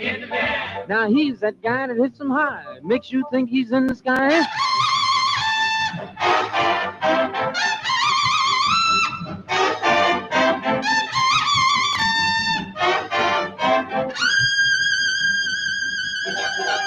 Now rhythm is our business. Incredible. Like in 1936, like, so I found Jimmy Lunsford, I don't even know how, on Spotify, and I've never really checked him out. There's so much music, that I have yet to discover. This is like the same video but colorized. Anyways, just phenomenal, absolutely phenomenal playing, like better than everybody else. Oh, holy cow. And so early too, really, really great. Okay. Well, continuing right along is we're going to finish up the artist's way. So, and we have done the final chapter, and I actually realized, I woke up this morning and realized I hadn't posted chapter 12. So for anybody out there that's watching, I know who you are. You guys have already said hello in the chat. Post your final check-in. It's now up there. I didn't link to it yet in the top menu, week 12, but I will. Or I probably won't, because we'll have this week's stuff. But it's there. Just go to the forums and it's up there. You can post your final check-in. And we are now done. We've done 12 weeks of the Artist's Way, which is really amazing for everybody. And there's even Alvin is like now in the chat, like in the forums posting stuff. So people are starting the Artist's Way now and following it through, which is really fun. I've learned a lot, and I've definitely picked up things that I hope they stick. I really do. I sort of expect they will, but you never know. Anne saw it, and yeah. But it's really cool. So there is an epilogue, which is pretty short, and there's like an artist's contract. So I have those that I want to show. Let me open my books app here, and I'll be able to share that with you guys. I have it's very short. The epilogue is very short, so we won't spend too much time. But I'll just kind of riff. And I didn't do like a thorough review of all the chapters and all the content. It's just like so much. It's so much. But just kind of a general talk about sort of what I'm leaving this experience with. So I'll show the creativity contract here, and which is fun. I liked doing that creativity contract. It was really quick. You just fill in your name and the names of some other people. Let's see. Okay, let's go here. Oops. Oh boy. Having that thing where, hang on. Okay. There we go. Okay. So the 12 weeks of the Artist's Way, we are done with those. Here's the creativity contract. I'm going to read it. It says, you put your name in. My name, Dallas V. I am a recovering creative person. To further my growth and my joy, I now commit myself to the following self-nurturing plans. Morning pages, which are super good. I was actually doing those before we started Artist's Way. So I had a leg up there. That was just for my own therapy work, honestly. But those have been great. And I do those almost every day, almost every weekday. So morning pages have been an important part of my self-nurturing and self-discovery. I hereby commit myself to continuing to work with them for the next 90 days. That shouldn't be a problem. 90 days is another 3 months. So let's see, April, May, June. So through the end of June, I can do that. I don't expect that I'll stop. Not hard to do. The artist dates, however, which is the next paragraph, those have been tough. Those have been tough to do. I should double my efforts on those. But artist dates, I'm going to read it. Artist dates have been integral to my growth in self-love and deepening joy in living. I, Dallas, am willing to commit to another 90 days of weekly artist dates. And that sounds good. I want to do that. Next one, in the course of following the Artist's Way and healing my artist within, I've discovered that I have a number of creative interests. While I hope to develop many of them, my specific commitment for the next 90 days is to allow myself to more fully explore composing meaningful, expressive music and singing and playing. What does that say? Singing and playing. I just wrote this. Maybe solo accordion music. I don't know what I wrote there. But anyways, yeah, that's what I want to do. I want to write original music that's expressive of me and my experience, what I'm going through in life, what we're all going through together, things that are sort of meaningful, maybe even put some of my activist thoughts into tunes for whatever that will do, for me at least. And then also just to keep going out and singing standards and playing standards and then playing over them, doing the instrumental music part. That is very satisfying and very fun. My concrete commitment to a plan of action is a critical part of nurturing my artists. So concrete commitment to a plan. So for the next 90 days, my planned self-nurturing creative action plan is to go to open mics, to continue my flow of solo accordion practice that I show you guys, and then to continue sharing on the live streams. And this is, for me, this is the live streams are a great sort of outlet and deadline and crux point. They help me do that. So even though it is work, it helps me do creative things that are satisfying. And then you're supposed to choose a colleague and 2 colleagues. So my friend Richard and my friend Christine. Neither of these people know this yet, so I need to check with them and make sure that's okay. But I think they're 2 good people who are usually almost always there for me, you know. And when they're not, they're just unavailable, but they're great.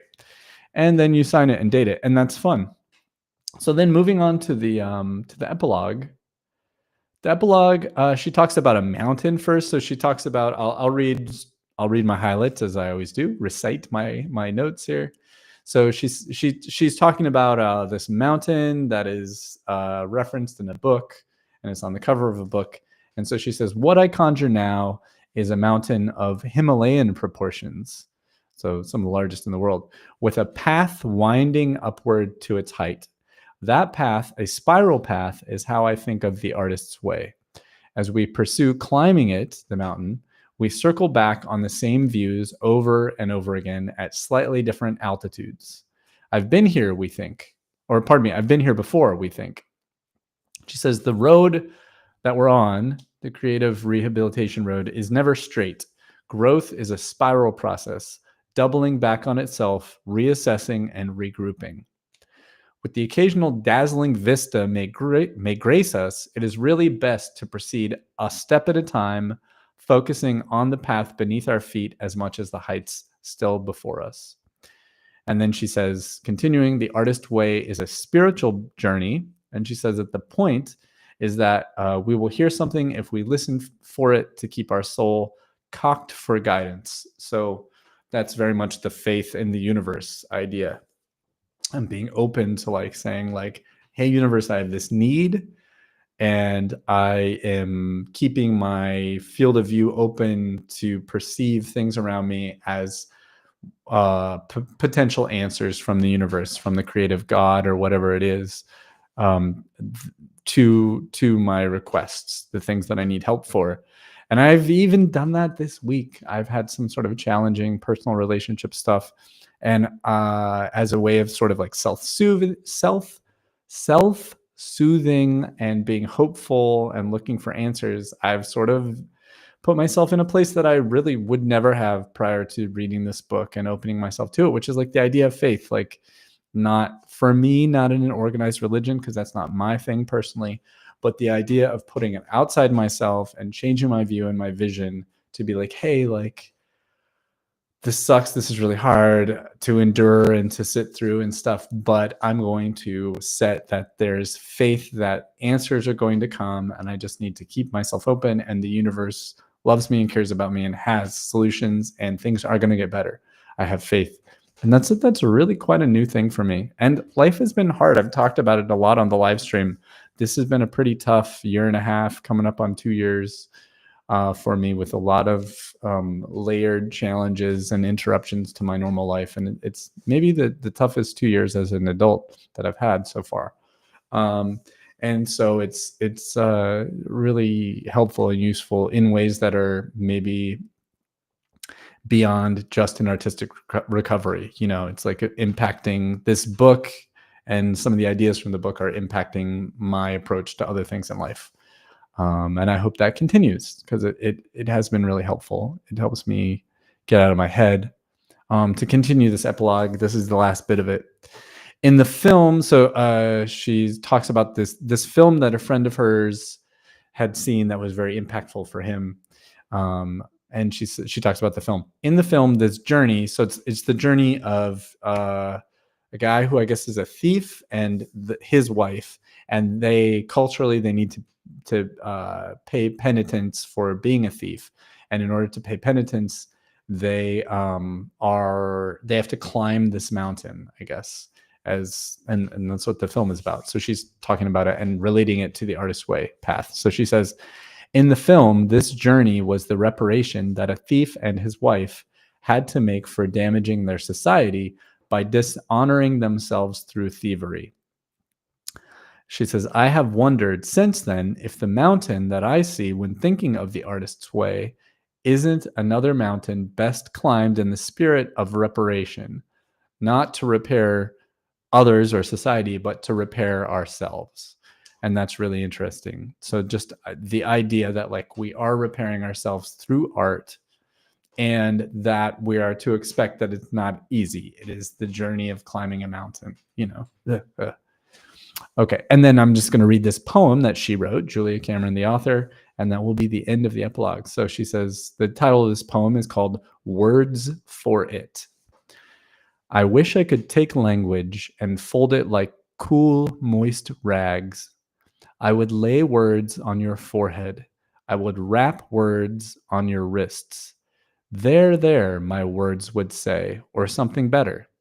I would ask them to murmur, hush, and shh, shh, it's all right. I would ask them to hold you a night. I'm not sure. There are weird typos in this, so sorry. I wish I could take language and daub and soothe and cool where fever blisters and burns. Where fever turns yourself against you, I wish I could take language and heal the words that were the wounds you have no names for. And that's the end. And that is her sort of last, I don't know. I guess her telling us of her intention, how much she cares about us, the reader, the person doing the work in her book, and how she wishes she could just do it with her words. And that's the intention of her words. And that's it. And then there's other stuff in this book that I'm not going to get into. There's some questions, like a little interview, questions and answers with her. And then there's actually how to run this with a group discussion, which we didn't do. But that's the end of The Artist's Way. I mean, just to talk about a couple other things as far as things that are impacted me. It certainly is, I feel a change in my ability to have this attitude, which for me, the language that works for me and it actually feels disarming, but is a little aggressive. And I hope this works for you guys. And if it doesn't, just know that it's just sort of disarming language, but it's like, yeah, I'm going to suck. And that word suck, like for me, it's done in sort of a playful, joking way, a way that's like self-effacing, but also doesn't have very much sting in it. And I don't know, maybe I should sort of change that. I don't know, but it's useful. For me, it's useful to say, I'm not super amazing at this. I'm not as amazing at this as I want to be, but I'm not going to let that stop me. I'm not going to get into a cycle of like tearing it down and starting again and tearing it down. And so just like, no, I'm going to deliver this. I'm going to go out there because I know that then the next time it's going to get better, and the next time it's going to get better and better and better. And it's really begun like last year when I started singing, I think is like the newest major instrument that I'm trying. Like I've never sung before in my life, ever. And now I've started I sang at this gig. I sang one tune at the Delaware Church gig. It's like this concert series that they do every Thursday at this church in Delaware. And they have usually mostly wonderful classical musicians from the sort of mid-Atlantic, Northeast tri-state area, Philly, New Jersey, Delaware, Baltimore, those cities which are super dense and filled with amazing artists. They have some jazz, but it's mostly instrumental music, which is cool. And I did that there. And it wasn't awesome, but it was like good enough. And it's like, this is my art. And it's for me to like go, yeah, hey, in this thing, I'm going to give you a little bit of a croaky kind of attitude, not that awesome delivery, but it's still, you still feel something, I think, and I feel something and I get better, you know? And I intend to continue doing it. And I intend to continue finding open mics. And I really want to write my own tunes and put my own words to tell more of my own stories and find that stuff. And just solo accordion is a newer pursuit, something that I'm spending a lot more time in the last few years than I ever have in my career on the accordion. It's hard. It's really hard for me, I guess, compared to, you know, what I had been doing before, which was playing a lot of jazz and ensemble stuff where that mostly required my right hand and not too much of my left hand, and my left hand didn't develop. So those two things are really putting me very exposed with things that are very new artistic pursuits, and I'm the Artist Way has given me support and encouragement to do that through all that stuff. That's really good. And I think, like, you can't do it all, and it's like, it's helping me now. And now I'm in this period of time where I'm like not able to pretty much just be a musician and a teacher. I'm taking care of some family members, and I'm redoing a house, and I'm like traveling back and forth and trying to hold a bunch of spinning plates together. If I had more time, I could see myself engaging more in the Artist Way ideas, especially the ideas that are about like finding other creative artistic pursuits, finding hobbies, like stuff like that. Like, there's a lot of work that she had us do, thinking and writing around what are other fun creative things that we would sort of want to treat ourselves to, if we weren't so worried about like that we had to be really good at it or some other thing, that it had to make money, or that it whatever, like that we can't do that because we have to do all these responsible things first. And there are certainly answers to those. I think the very most important one for me is dancing, doing, partner dancing and other kinds of like dancing like that, which I have done some of, and I love it. I really love it. It's so good for me. And it folds right into being a musician. They're so related, and you can make friends, and it's community oriented, and it's athletic, and you get a good workout, and you feel happy and fun, and you are not sitting in front of a computer all day, and it's just great. And that's one that also I feel like supported in pursuing and feel important, and that's another change. So those are just a few of the important things that I've found for myself. I wonder if anybody that's here in the chat that's done Artist Way wants to add anything that I could share for you guys. I'll throw the chat in, and if not, that's completely fine. I think we have a few more minutes, so maybe I'll wait and see if anybody wants to write anything in the chat about that. And otherwise, I'll see if we can maybe go out on one or two accordion songs. Let's see, what have people uploaded recently here? Let's check this out. Let's see. Oh, wow.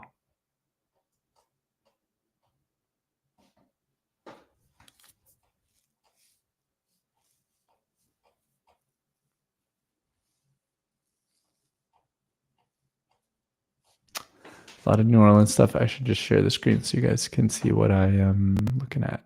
So it's not dead air. Dead air. Here we go. Okay. Joao. Okay. 24 seconds. We got time for that. Bentoneon. 4.5 minutes.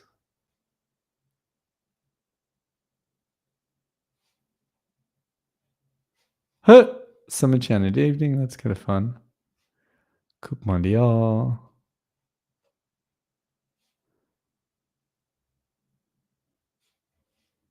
Junior Fair. Yeah. Okay. Here we go. Here's 3. Here's Joao. It looks like on TV or something. Maybe in Portugal. And it's only 24 seconds. João Barradas é acordeonista português, aliou-se ao compositor Luís Tinoco e traz-nos o Unfolding, que é CD em que uma orquestra, digamos assim, sinfónica, vai acompanhar um acordeão. Ou será que é o acordeão que acompanha a orquestra? Vamos ouvir só um bocadinho.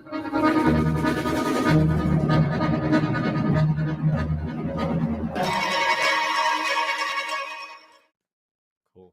That sounded cool. I want to hear more of that. I kind of want to hear this bassoon quartet real quick. Passacaglia in C minor with 4 bassoons and a double bassoon. Yeah. Let's listen to this. This looks fun.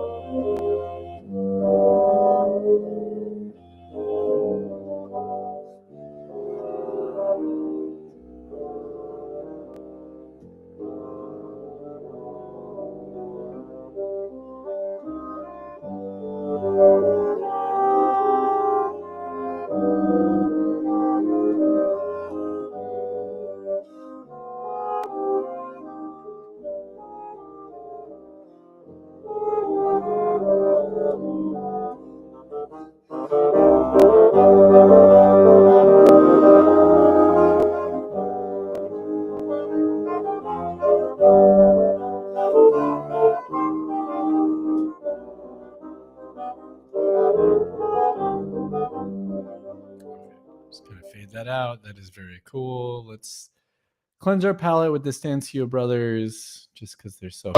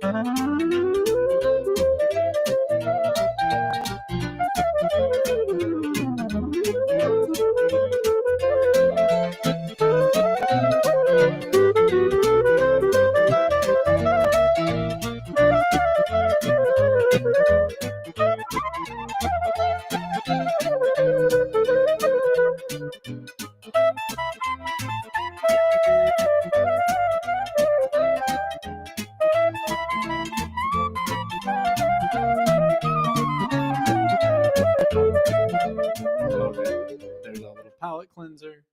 Let's go to Tino by Giovanni Barra. And it says quintetto, although I only see 2 people here. So maybe there are 5.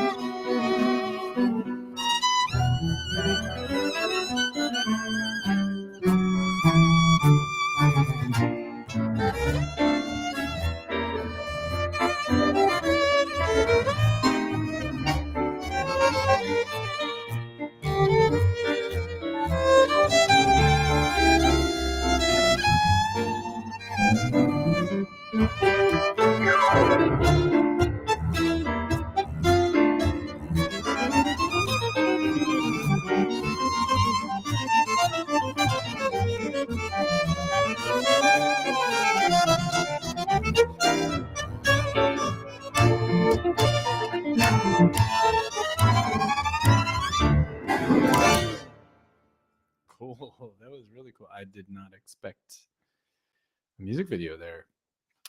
Awesome. We get a little of the credits. Let's see.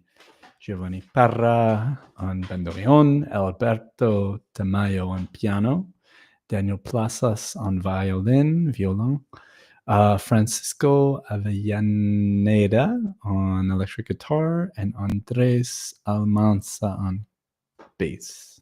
Very good. Gente, Okay. vamos tocar uns arrasta-pé para vocês aqui. The Morena is a very cool, what's his name? Luis Gonzaga tune. It's super fun. It's one that I learned when I was living in New Orleans, and they wanted the Forró Perecera bands with the Brazilian guys, Teo, right? Dude, what was his name? Oh, it's been too long. Anyways, I was in a Forró band in New Orleans for a minute, and that was cool. But this is one of the ones that I learned that was on there. They wanted to learn. Obrigado, gente. Vamos tocar uns arrasta-pé para vocês aqui. Viva São João! Vamos embora! Junior before. Hey, Morena.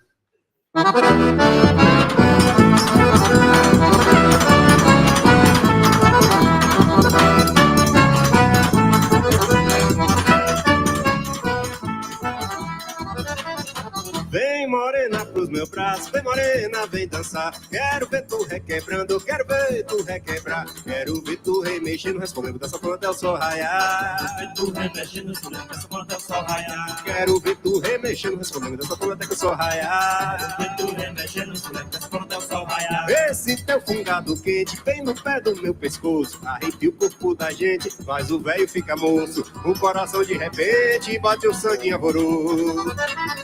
Vem morena pros meus braços, vem morena, vem dançar. Quero ver tu requebrando, eu quero ver tu requebrar. Quero ver tu remexendo, escolhendo dessa forma até o sol raiar. Quero ver tu remexendo, escolhendo dessa forma até o sol raiar. Eu quero ver tu remexendo, escolhendo dessa forma até o sol raiar. Quero ver tu remexendo, escolhendo dessa forma até o sol raiar. Esse teu suor salgado é gostoso e tem sabor. Esse teu corpo suado, esse cheiro de flor, tem um gosto temperado dos temperos do amor.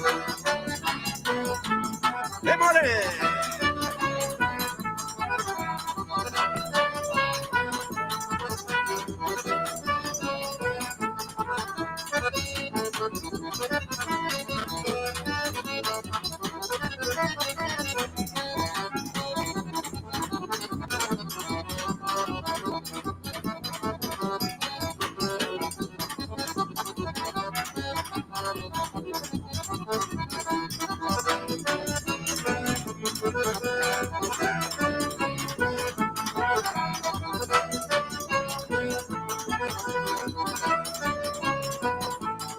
Esse teu fungado quente vem no pé do meu pescoço. Arrepia o corpo da gente, faz o velho ficar moço. E o coração de repente bote um sangue em alvoroço. Vem morena pros meus braços, vem morena, vem dançar. Quero ver tu requebrando, eu quero ver tu requebrar. Quero ver tu remexendo, respondendo dessa forma até o sol raiar. Quero ver tu remexendo, dessa forma até o sol raiar. Eu quero ver tu remexendo, respondendo dessa forma até o sol raiar. Quero ver tu remexendo, respondendo dessa forma até o sol raiar. Viva São João, minha gente! Vamos embora! Eita, coisa boa!